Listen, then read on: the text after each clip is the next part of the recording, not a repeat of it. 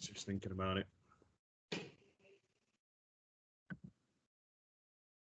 Okay. Good morning. Good morning. This is take 2 of the Hyndburn PE Department's podcast / video blog. For those of you who are not aware, which will be the majority, we tried this yesterday and we absolutely smashed it. But the chances are that it will go horrendously today because we had 30 minutes of good footage and good conversation yesterday that unfortunately didn't save to the right areas. But we've done a trial run this morning. We've got my 2 very special guests from the other side of the city, Ewan Vickery and Owais Islam, back in the studio as you would. They both agreed to do a second take. As you can see, my good friend Ewan has decided to put his classic United shirt on again, as you see, he's very, very proud there. I have gone for the retro Kappa look today.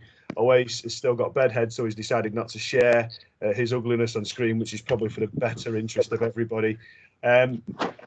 This idea is something that we are looking to expand and looking to build on. This is hopefully going to be an extracurricular opportunity for everybody after half term. This is just a trial, but the idea behind this at the minute is that we've stayed online on previous lessons after year 10 PE and had a good conversation about football, and we thought we'd put it in some more structured format and hopefully open a few doors to a few people. If I'm being perfectly honest, if I wasn't a PE teacher, this would be my passion.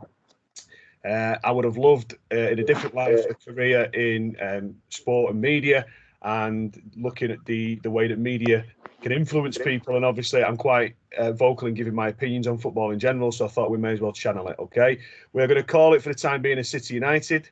The obvious reason for that is that there are 2 United fans on this conversation and 1 City fan.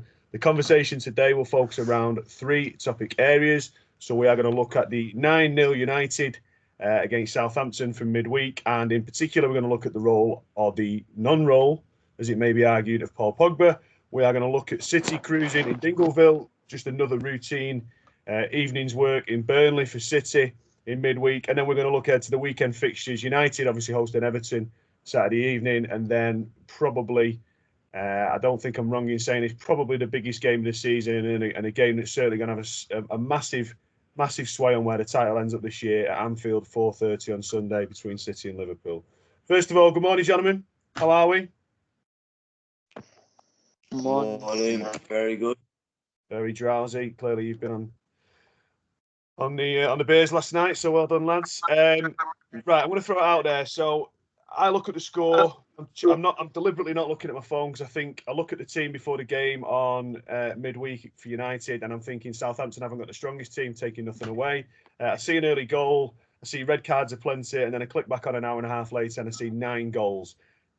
Obviously, from my perspective, not the best result. Second time in Premier League history that United have routed a team 9-0. Ewan, what your thoughts, what your feelings, who played well, who was terrible, did you get lucky, or was it just a good night at Old Trafford? Yeah, I think Ollie got it right from the start with the team.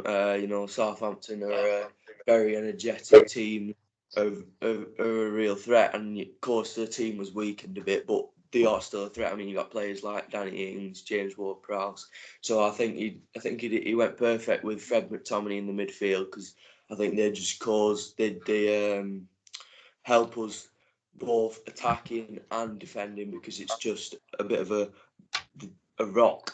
It's we're more sound defensively when we've got them two, and with McTominay, I've said it before, I'll say it again, his best position is when he's running box to box and getting in those positions to shoot long. So yeah, I think he got the team perfect, and from the start, of course, early red card. And that can go one of 2 ways. They either just grind out a 0-0 or nick a goal. But we did perfect. We went full throttle to them, scored an early goal, and I think that set us up for the smashing that we did.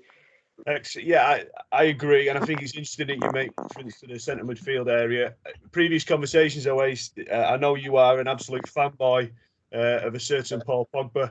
Whether you copy his hairstyles and dance moves in your spare time, I'm not quite sure. But you would probably made a fairly sound argument for Paul maybe not being in that team going forward. What is your views and opinions?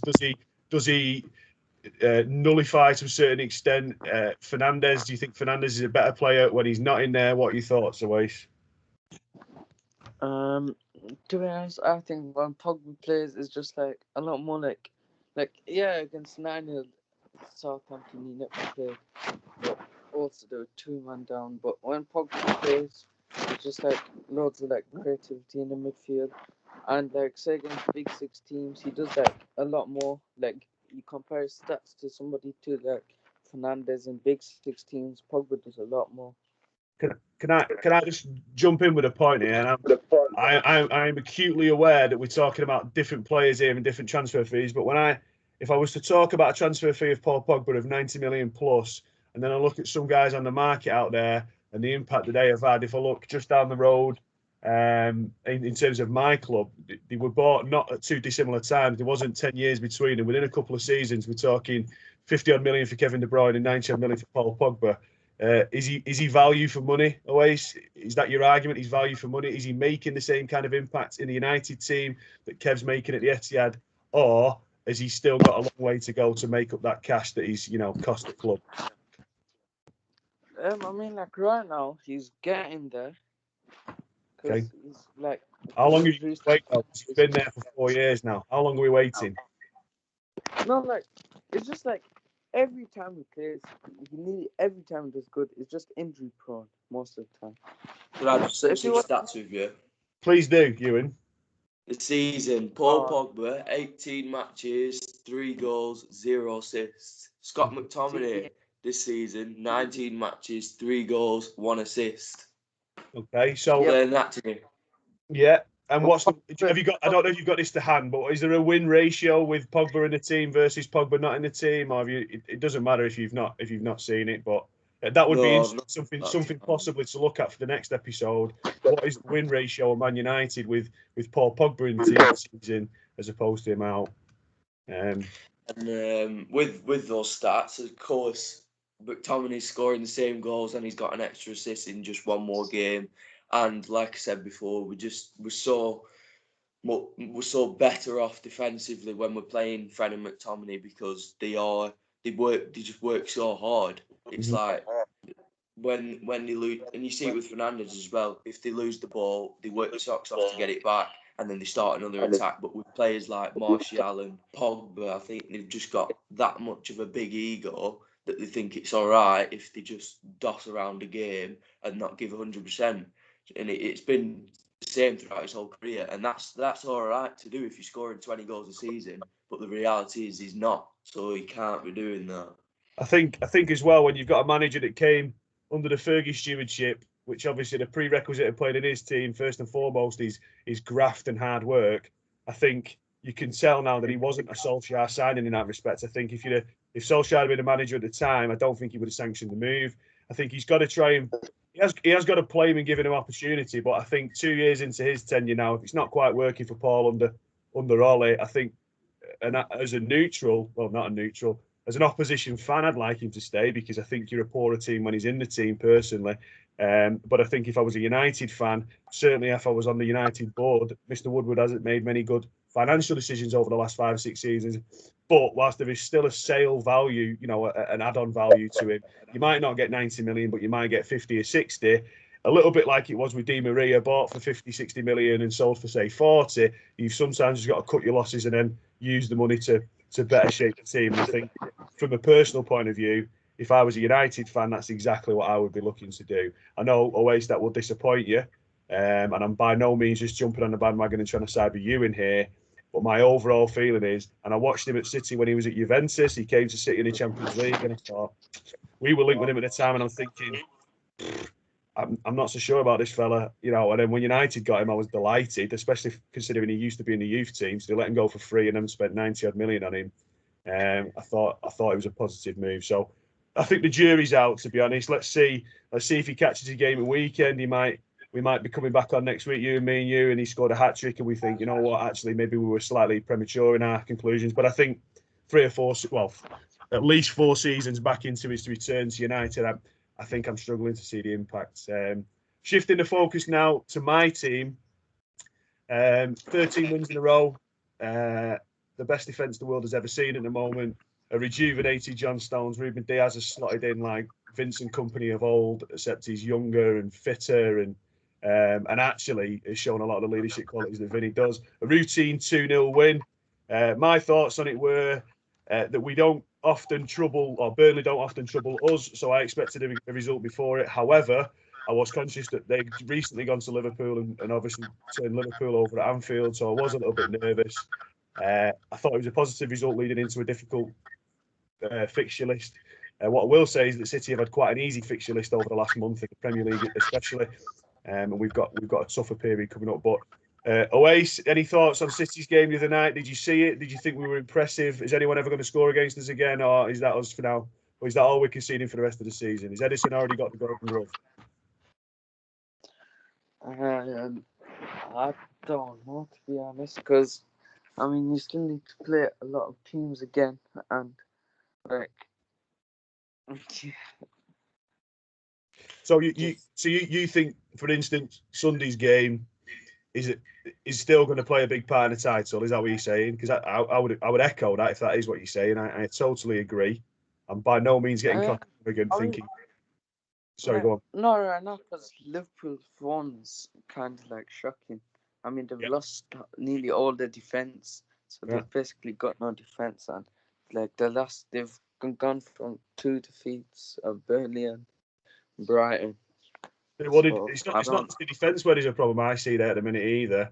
Getting away from the topic slightly, the goals have dried up. You know, we're used to seeing Salah score 40 a season, Firmino chips in with 20, Henderson bags 10 from midfield. You know, Wijnaldum chips in. Mane, obviously, I know he's injured at the minute, but Mane, it's 20, 25 goals a season. I think they're leaking, and I can understand that because I can see it. Because I know there's no Van Dijk, there's no Gomez, there's no Matip. Trent Alexander-Arnold looks out of form. Robertson's been consistent, but the keeper's been injured a lot this year in Alisson. But at the up top, they don't look like scoring the last 3 months that I've seen Liverpool, which is very, very different to the Liverpool and the Klopp for the last 4 or 5 seasons, I think. So I still think it is a difficult game. I think City's forward line hasn't quite fired this year. No De Bruyne, no Aguero. A loss of David Silva, but I think Bernardo has come back into form. Gundogan, he's on fire at the minute.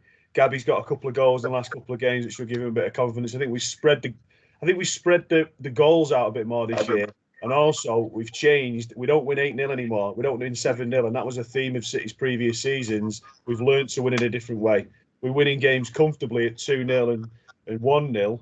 But we don't look like conceding at the minute, which just means that we do it a different way. So, Ewan, what are your thoughts? Are you nervous about City coming up against United in a couple of weeks, or are you still feeling confident about your position? Well, I think most United fans at the minute have to always be a bit concerned, because I think with you and Liverpool over the past few years, you've been the favourites going into pretty much every game you play. But with United, you never know. So, I mean, I think you versus Liverpool weekend, I think that's going to be a big turning point, not only for your season, but for Liverpool's and ours. Because, I mean, ideally, we'd be thinking we want a draw as a United fan. But if it were to go one way or the other, I'd probably say that I want the result to go in your favour, because, I mean, name me a United fan that wants Liverpool to win title over City, and I'll give you £1 million. So I think you stuck between a rock and a hard place, isn't it? I think Gary Neville said it was something like picking which fella has an affair with your missus or something like that. It's like it's the lesser of two evils in that respect. That United fan is ever going to want City or Liverpool. I suppose I've seen the rivalry firsthand. I suppose probably you'd want to keep it in Manchester. I'm still not quite sure where I lie on that one. I'd obviously go with Chelsea. I don't want United or Liverpool to win it. Chelsea or Tottenham would be the suitable alternative. But right, well, I'm going to push it then, lads. So before we preview your game, City Liverpool Sunday 4:30. Ewan, score prediction, please. 2-0 City. 2-0 City. Away, score prediction, please. 1-1. 1-1. I think that's what my head says. But I'm going to be brave and go with my heart, and I'm going to go 2-0 City. What I will say is it's a must-not-lose game for City. I think if we draw, fine. Obviously, if we win, we break the hoodoo of Anfield, which is the best opportunity we've had in decades. which is great, but it's a must not lose. And going forward for 2 or 3 weeks down the line against United at home, again, it's a must not lose. City have got games in hand. We've got points on the board. If we get 2 draws out of those 2 games and win the league elsewhere, I think I'd be happy. It's just a case of getting through these next few weeks fixtures wise. So right, so we've had our predictions there. So before that, United have got an opportunity to go top because, depending on the goal difference, I know you're a couple behind, but if your goal scoring form continues and you play Saturday evening, puts a bit of pressure on the Sunday fixture. My thoughts very briefly before I get your thoughts. Everton, inconsistent team at the moment. They've either in a good season. Ancelotti's an excellent manager, but they get beat off a very poor Newcastle team at the weekend, and then they go to a very difficult place at Ellen Road and get a very good result midweek against Leeds. What Everton team will turn up, I don't know. Is Calvert-Lewin's early season form back on because he scored the other night? I'm not sure. He's in my fantasy football team, so I certainly hope it is. But what are our thoughts and feelings on Saturday evening's games, gentlemen? I think it's a turning point for Ollie because we've consistently seen through his time as manager that we go on these really good runs of 5, 6, 7 games of beating teams, and then we'll have a silly result and lose one, and then we'll go on a run of losing 4 or 5 games. And I think when we lost to Sheffield United and drew to Arsenal, this is the next game. This is the turn. Well, after Southampton, this is the next game, and it's the chance for Ollie to stop that pattern and go back on another good run after just going on a little blip. And I think if we can't beat Everton, I think it says it all, doesn't it, really? I mean, we're not going to be challenging for a title if we keep doing what we've been doing the past couple of years. Yeah. Away said anything to add on that, fella?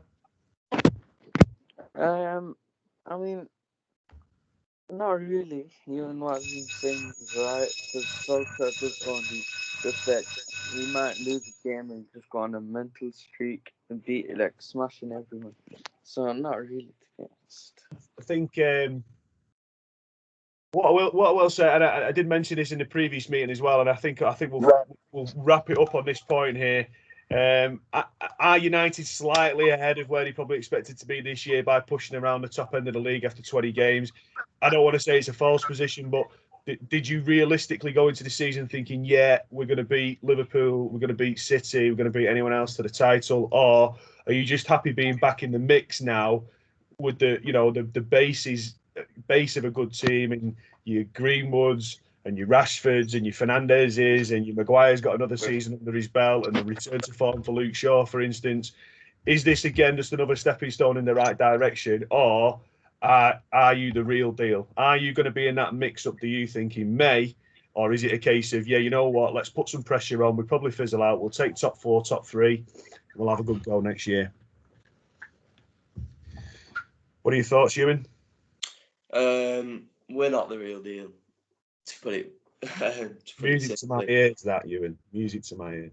I think we're 3 or 4 positions, quality positions off challenging properly for a title. CDM, centre back, right winger, and maybe another striker because Cavani's probably only got 1 season left in him. So yeah, I think when Chelsea went on that huge spending spree and got all those players, I'm not gonna lie, I was a bit worried because they finished 1-2 points behind us, and then they bought all those quality players. So I thought this season was going to be absolutely horrendous for us.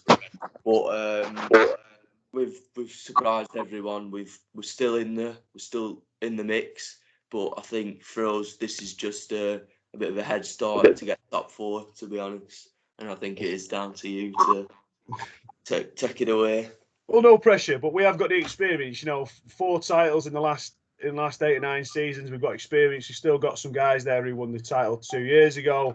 We're in a good position, but obviously football is a funny old game. Right, I pushed you for a prediction for City. Away, so I'm going to start with you. United Everton Saturday evening. What's the score, please? I think 4-1 United. 4-1 United. Mr. Vickery, score prediction?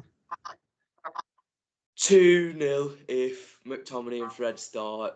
2-1 if Pogba starts. So So both, according to our predictions, both Manchester teams are picking up points, and the most likely result is a City and a United win, which means 3 happy people and 3 happy faces, I suppose, on next week's catch-up. Gentlemen, I appreciate you coming back on and sharing your time. Ewan, as much as I dislike your shirt, I appreciate any kind of retro quality that's brought to any kind of conversation I have. So it's good to see me and you in it. Always, you need to go up and dust off your old Sharp and Umbro combination from the early 90s if you've got one. Give it the old Cantona collar if you've got one. And yeah, I appreciate your time. Hopefully we can make a big theme of this. We will come up with a better name than just the Heimburn podcast. I've been thinking about football terminology that we could use that'd be a bit of a gimmick for the content. So thank you very much, gentlemen. I look forward to seeing you next week. If you just stay online in a minute when I stop the recording, and I'll chat with you. Enjoyed, and we hope you can join us again in the future. Thank you. Right, Steph.